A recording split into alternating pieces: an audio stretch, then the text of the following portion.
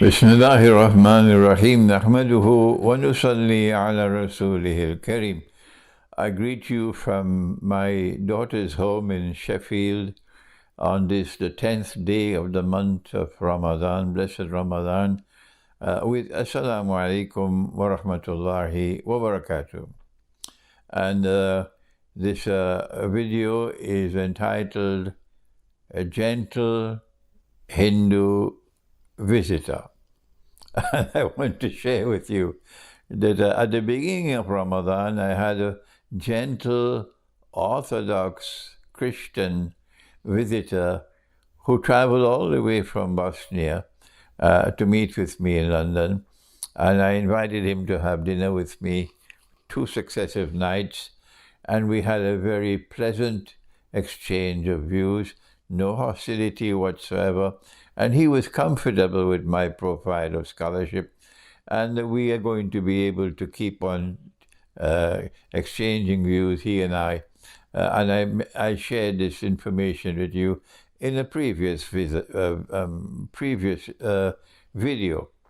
And today I want to share with you the news of a visitor who traveled. He traveled from India to come to London to attend a conference on climate change. And he wrote to me, said, Sheikh, I want to meet with you. I want to see you. I want to have a face-to-face meeting with you. He's been writing to me for several months now. He's Hindu. He's from India. And we went out. I asked him, what is your dietary law? He says, I am a strict vegetarian, 100%.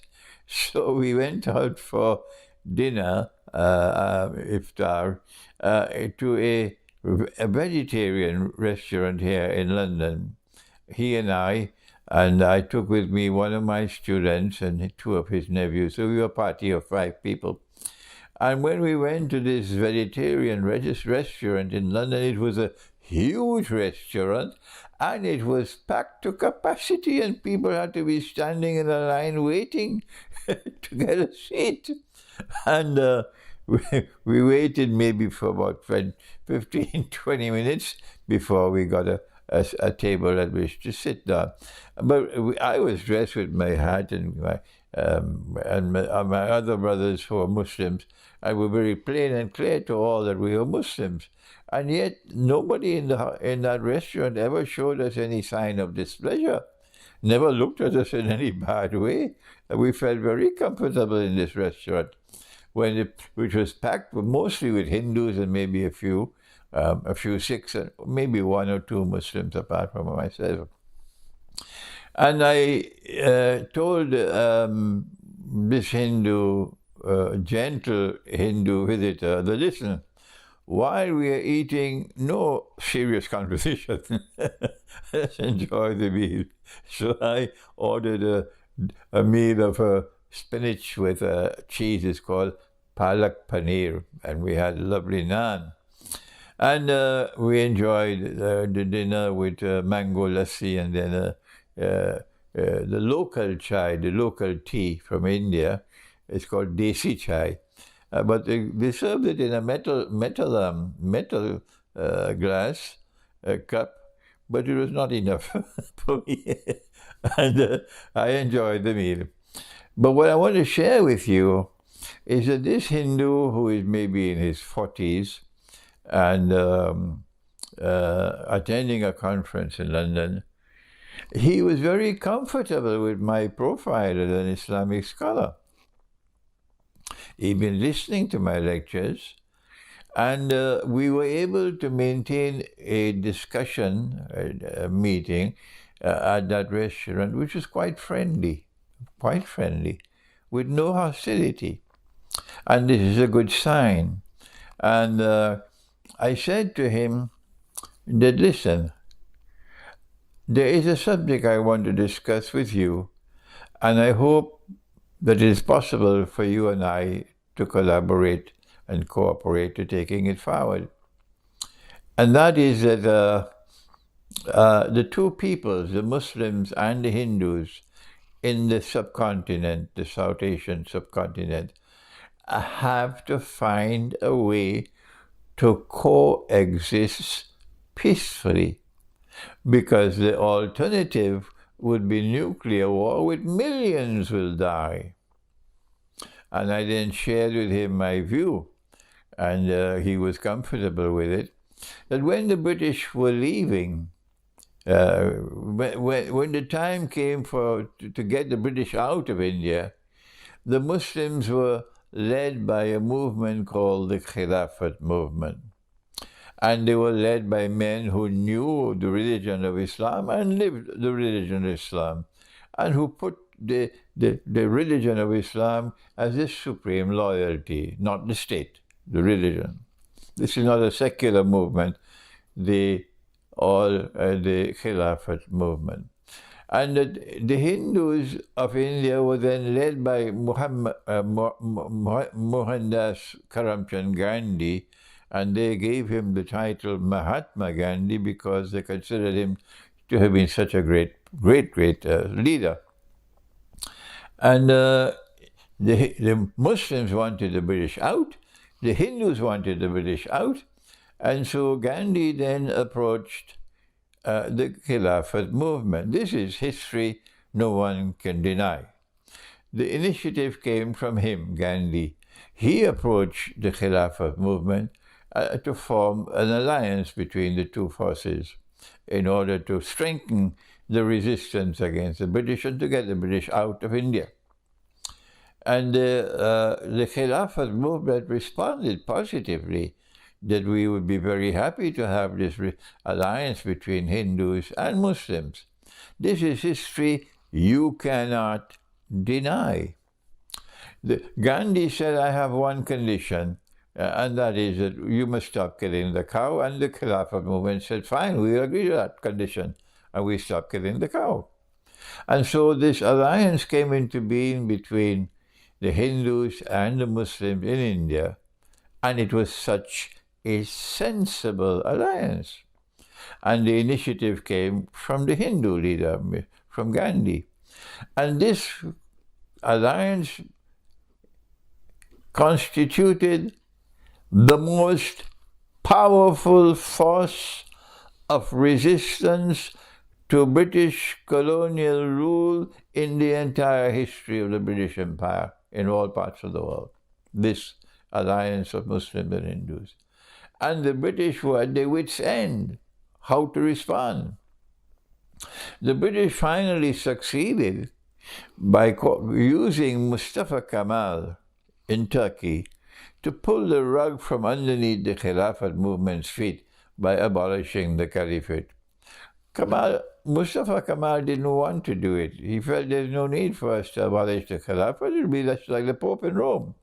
But the British succeeded in getting him to do it. And when the Khilafat movement was abolished, this put most of the steam out of the Khilafat movement. When the Caliphate was abolished, in Turkey, this made most of the steam of the Khilafat movement was lost.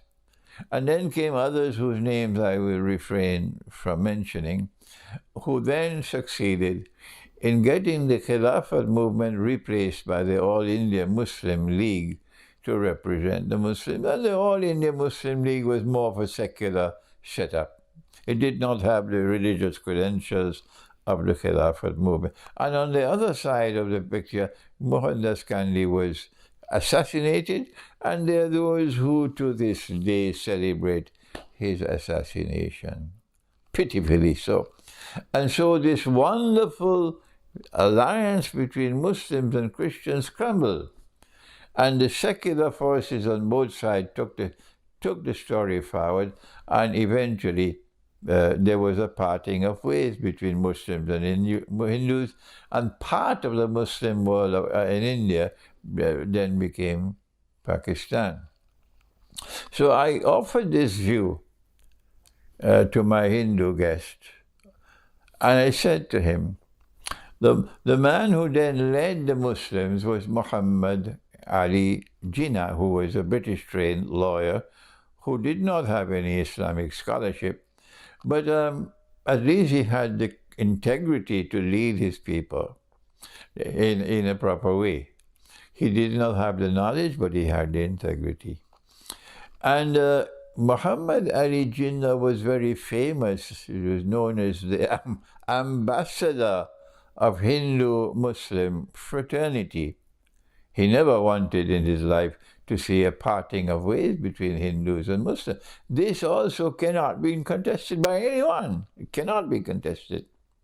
That Muhammad Ali Jinnah wanted Hindus and Muslims to live together fraternally.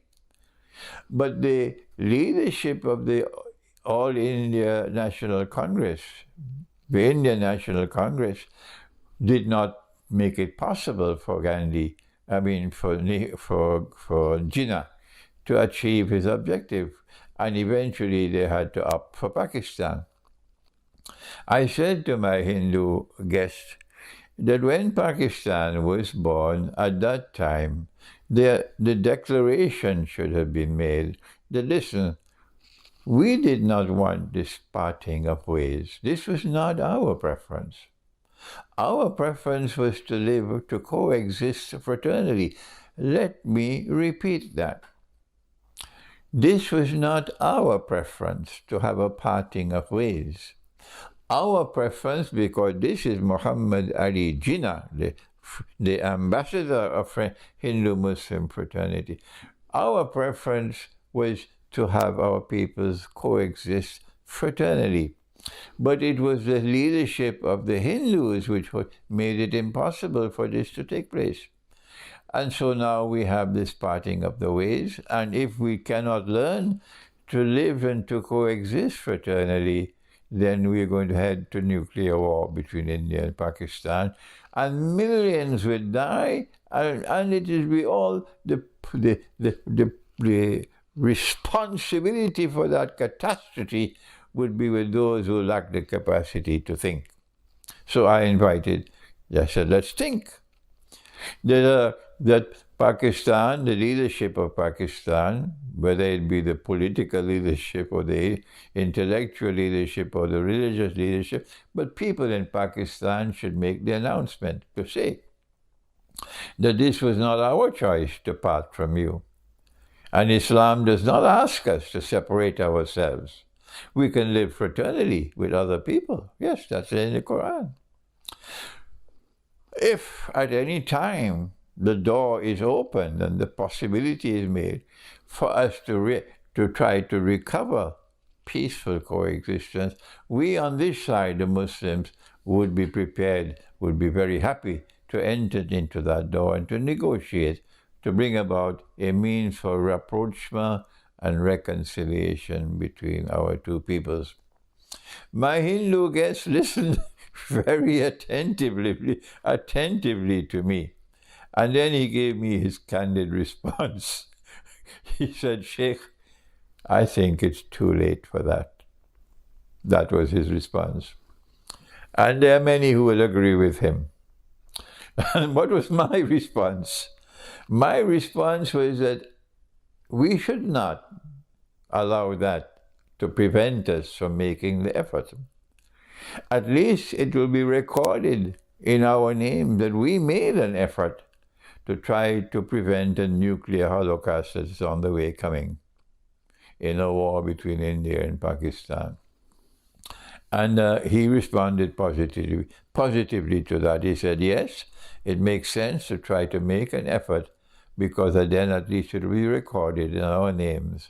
So I asked him, could you help me now to make contact by the internet with scholars in India, political scholars, religious scholars, so that I can enter into dialogue with them through Zoom meetings and so on.